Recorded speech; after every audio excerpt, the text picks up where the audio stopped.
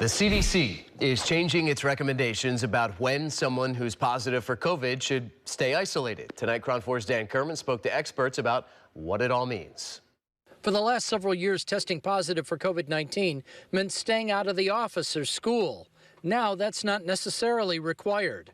The Centers for Disease Control says those who test positive for COVID-19 no longer have to isolate for 5 days. They say if you test positive, but your symptoms are mild and improving and you're fever-free for 24 hours, you can return to work or school. But some things aren't changing. And what's not changing is that regardless of when you're positive, you need to continue to wear a mask unless you can demonstrate you have a negative test or that 10-day period is up.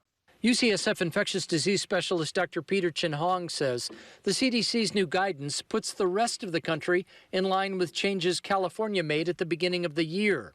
But the CDC's new COVID isolation protocols also mean there's a greater risk people could become exposed. If you're at higher risk for getting COVID and having a complication from it, the responsibility is that you have to be a little more cautious than perhaps you were before, because you can't count on people around you being as careful. UC Berkeley infectious disease specialist Dr. John Schwartzberg says those 65 and older or immunocompromised should consider masking in crowded indoor settings and should definitely make sure they're up to date on the vaccine.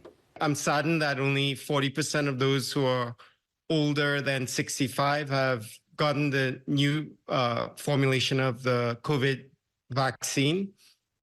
And I think we need to do better. Also this week, the CDC announced those